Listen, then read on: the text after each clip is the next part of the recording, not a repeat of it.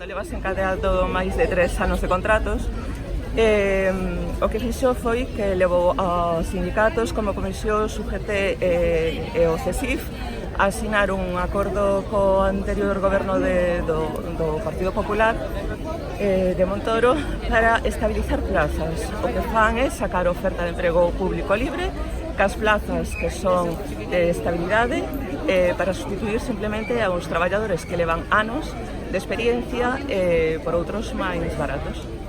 A media de encadeamento de contratos é de 20 anos. Hai xente que está a piques de xubilarse sendo interino ou laboral temporal.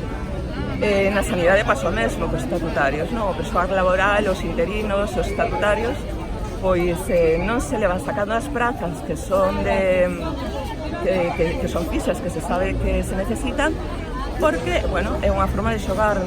Simplemente, se necesitas 100 e sacas 10, cada ano non estás sacando as prazas estruturais, sigues mantendo unha temporalidade porque se convén, porque podes despedir a xente sin indemnización.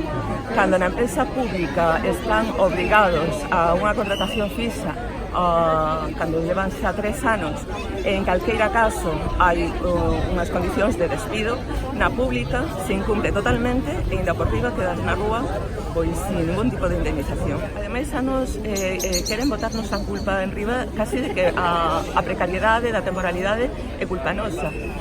Non é certo. Nos, ademais, estamos convencidos, reivindicamos que ten que haber prazas para emprego público libres para os de novo acceso, tenas que haber, e aparte que hai plazas, pero tamén hai que estabilizar as que xa estaban, que están evidentemente en fraude de lei.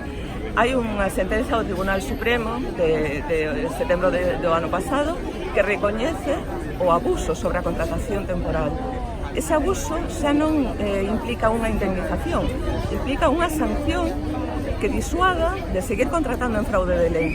Isto está no Parlamento Europeo, e o Parlamento Europeo é o mesmo que está o TSJ, o Tribunal Supremo, o Tribunal Europeo, que recoñece que ante ese abuso unha medida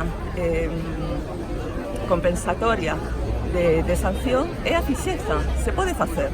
Non se está facendo porque hai intereses en academias por parte de certos sindicatos, porque hai intereses en manter o persoal temporal porque xogan ca súa situación precaria. E que non é que as que están ocupadas se consoliden, que ademais sí, é que ademais está prohibido, o sea, non se pode sacar a oferta de emprego libre as prazas que implican estabilidade. É recomendación, porque non é vinculante, pero da Comisión Europea.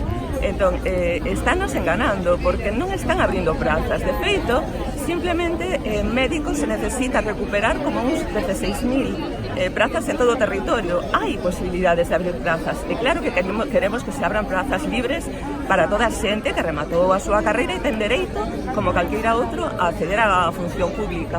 Pero as prazas que implican estabilización deben de ser fixadas inmediatamente. Non están ampliando o traballo.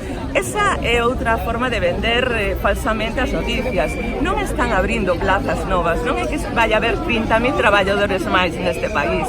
Estáse sustituindo, van a ir á rúa, xente que ten unha certa idade. Por todos os que entramos a traballar temporalmente na administración pública foi por unha publicación, o sea, hai publicidade en igualdade de condicións e presentando méritos. A capacidade e a nosa titulación e os méritos son a experiencia exercendo.